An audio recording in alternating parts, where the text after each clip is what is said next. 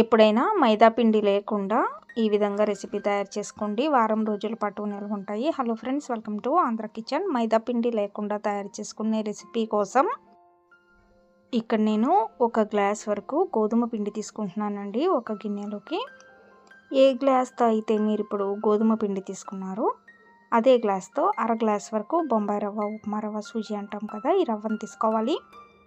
గోధుమ పిండి కూడా నిండుగా తీసుకున్నానండి, గ్లాస్ నిండుగా తీసుకున్నాను. ఇప్పుడు ఇందులోకి చిటికెడు ఉప్పు వేసుకుంటున్నానండి.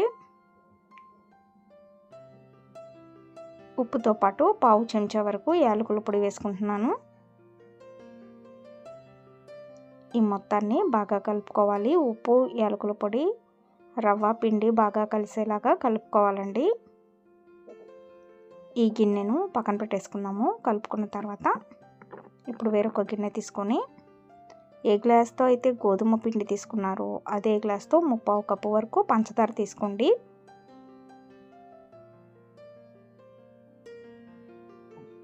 ఇప్పుడు పంచదార మునిగేలాగా గోరువెచ్చని పాలను వేసుకోవాలి.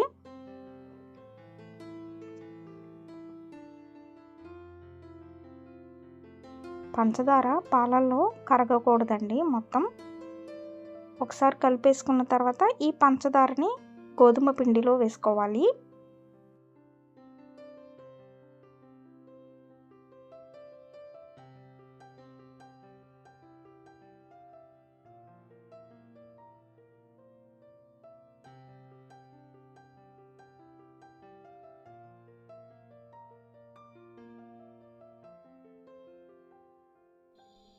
ఈ విధంగా కలుపుకుంటూ చపాతీ ముద్దలాగా కలిపేసుకోవాలండి.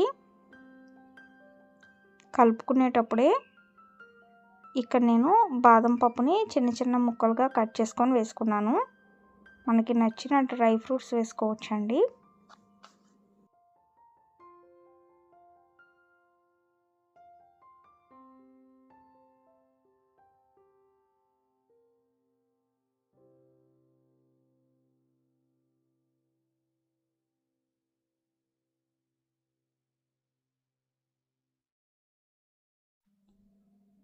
ఈ విధంగా పిండిని కలుపుకున్న తర్వాత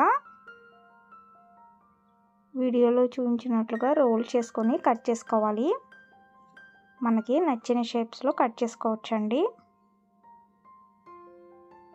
ఇక్కడ మనం బిస్కెట్స్ తయారు చేసుకుంటున్నాము. గోధుమ పిండి అలాగే రవ్వ, పంచదార కాంబినేషన్తో. మరీ తీయగా ఉండవు, అలానే చప్పగా ఉండవండి, చాలా రుచిగా ఉంటాయి. పంచదార కూడా మనకి తినేటప్పుడు మన పంటికి తగులుతూ ఉంటుందండి. పంచదార కూడా మొత్తం కరిగిపోదు పిండిలో.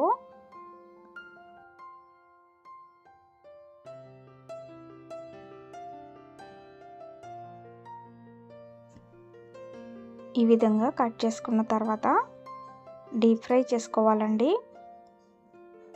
ఒక్కొక్క బిస్కెట్ను తిప్పుకుంటూ 2 వైపులు ఉడికేలాగా కాల్చుకుంటే సరిపోతుంది. మరి మీ అందరికీ మైదా పిండి లేకుండా గోధుమ పిండి కాంబినేషన్తో తయారు చేసుకున్న ఈ బిస్కెట్స్ రెసిపీ వీడియో కనుక నచ్చినట్లయితే ఈ వీడియోని లైక్ చేయండి, షేర్ చేయండి. మరిన్ని వీడియోస్ కోసం మా ఛానల్ని సబ్స్క్రైబ్ చేయండి. Thank you for watching.